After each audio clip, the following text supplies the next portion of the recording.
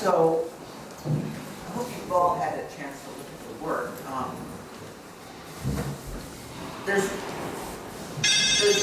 a number of different ways to approach this, but in a sense, the conversation, I think, perhaps begins a little bit, just sort of give us a preface in relationship to the relationship of the, in a sense, the two bodies of work. In a sense, that there's the paintings and the drawings, and they're both generated with a certain sense of process that, in a sense, informs to a certain extent, why they're done, and in a sense, how they're done, and then we can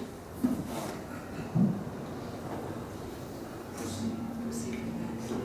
And I also think it's always better if people ask questions rather than us just endlessly talking. So please, anyone ask or interrupt at any point. But yeah, I thought that the connection between the two sorts of work was kind of obvious, but it seems lots of people can't quite get or haven't noticed what seems to me clear. So I'll just talk about both of them together. These paintings came out of a series of paintings that occupied me for a while, where I was painting David and I sleeping, and I got very interested in all the drapery and the sheets and how I thought I was just interested in painting people, and in fact I became really involved with how landscapey the sheets and the feeling of all the different textiles and bedding were. And I started really being aware of how much drapery in painting stands in for embodiment, stands in for variations in time and space. And I also was kind of wanting to move away from, I wanted the realism to be less realism. So I felt like I was emptying everything out. And at the same time as I was doing these, there was the tsunami in Japan, and I watched a lot of videos on YouTube, both news footage kind of from above, and also horrifying little films shot by people on their cell phones as they were kind of running away. And I was really taken by the sight of houses floating and people's bedding and everything suddenly destroyed and washed away. So the beds to me meant both kind of these universal landscapes, but also our feeling of somewhere that we can be safe or calm. And these represent, in a way, the threats that are facing us in terms of huge natural disasters and how big and impersonal they are in relation to that. That said, one thing that was exciting for me about having this show was that it seemed recently that the way I draw and the way I paint have really come together and make sense together. Both of them are made by taking away, so these surfaces here are covered in graphite dust, and then the image is erased. So I'm looking for the light and finding the image, and that the paintings are done in the same way. So the surface is covered, and I erase out to get the image. So it was kind of very satisfying to me that the process kind of was the same for both things. Contextually, you've removed, in a sense, kind of specific identification. I mean, we identify these as sort of intimate, close-hand, slightly subliminal kinds of experiences when we're just waking up or going to sleep. There interests me to see somewhere the body's, in a sense, the language of the body is perhaps implied. Like there's a pareidolia of what might be there. Yeah. And in the same way with the tsunami water sense, there's this sense of gesture, but it's abstracted, and it's, in a sense, the specific kind of reference is taken away. We don't see buildings or particular destruction but there's a notion that there's something, something happening. So in a certain way, it's almost as if there's a gesture of the body implied here that's, in a sense, absent over here. Yeah, somebody said that they were very aware of, it was Elizabeth who wrote this wonderful review. What was it you said? You said it better than I just said. It was something about the balance of the gray and the black and white that for me just, I felt like there was people there that I was imagining, because I knew from what you said that when you were watching the videos, I thought, well, there must have been a person there, a house there. That was from the way the water was drawn and balanced. That's how I thought the implication was simple. I didn't want to put actual people in because the scale, I need the scale to be ambiguous. So I want the small paintings to be as potentially huge, and these, I mean, it could be a nice jet away from North of Southampton Beach or wherever, or it could be, hopefully it can be this, something much bigger. So, no actual people. When you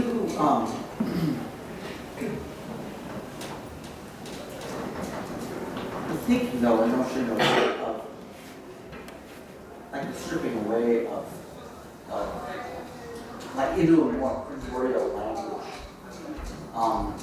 that's removed from the specific moment of disaster, but more into a situation where something is, it's almost, both of these guys' works seem to be relieving of a certain kind of specificity. And maybe that's what you're implying, as well as the notion of also a refuge or a place of safety. Yeah. Yeah, we talked about prospect refuge, that business of being somewhere safe or controlled and looking out to, well, the prospect. I wanted to be able to see as far as you can see from a safe position. Yeah.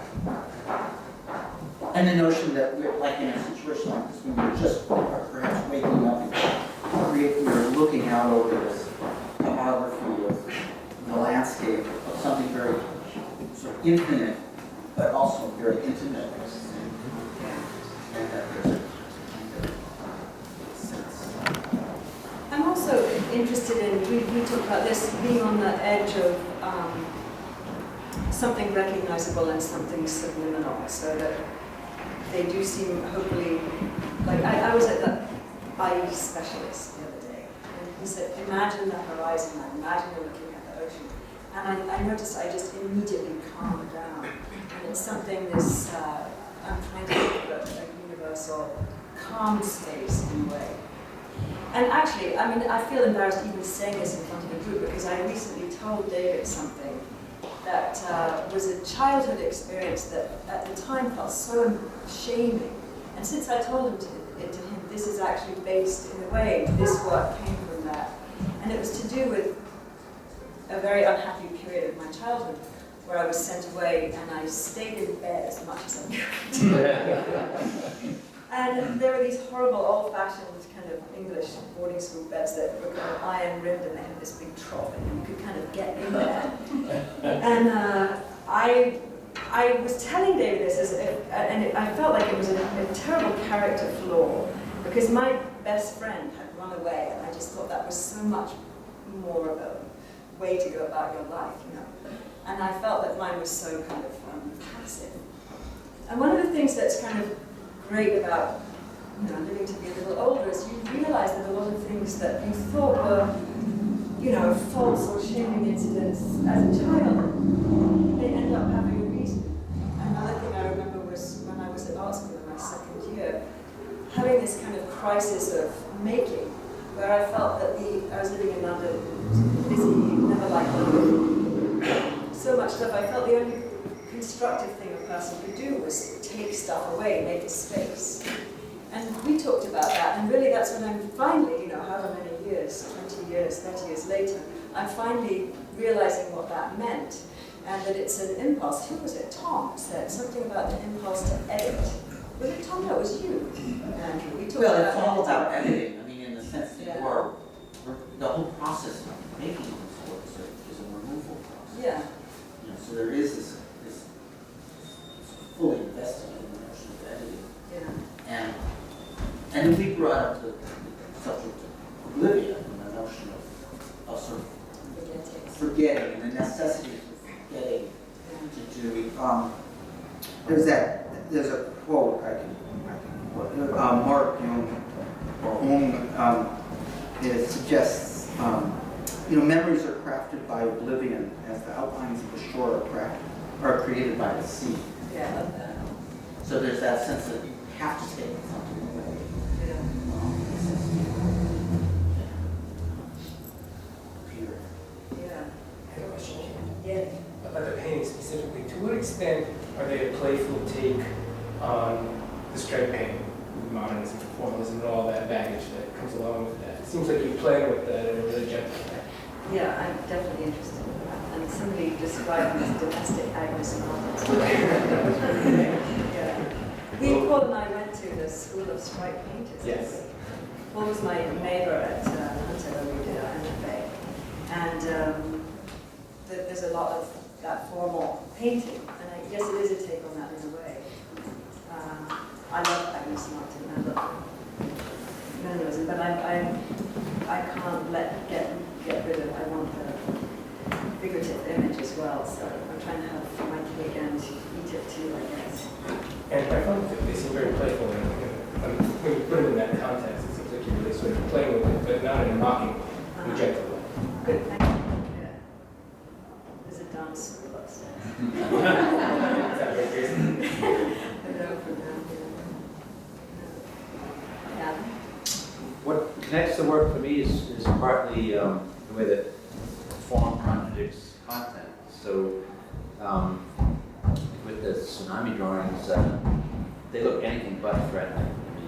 I mean, Really? to me, yeah, there's something extremely soothing about the drawings themselves. And if I didn't take the time to think about what they were actually representing, I would think nothing like tsunami or destruction or anything like that. In fact, they don't feel so different formally from the paintings, and or they don't look like they're representing something that's so different from the paintings. And the contradiction is like the fact that what's being depicted is, as Andrew said, a situation of total intimacy.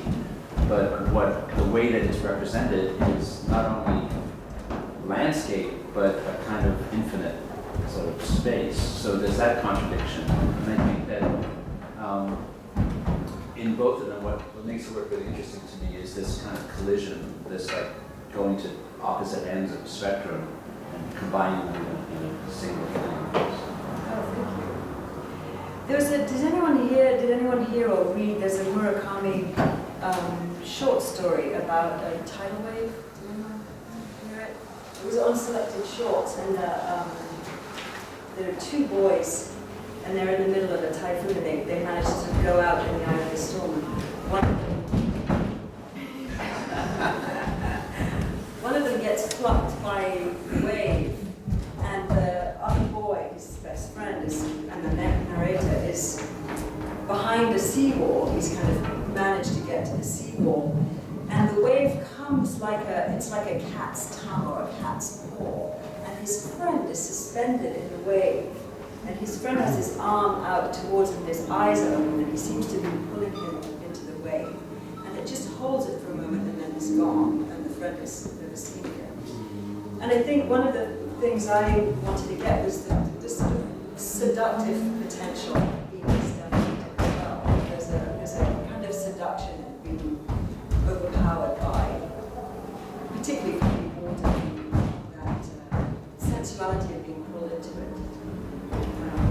Well, there's also this notion that there's often these precedents, meaning there's a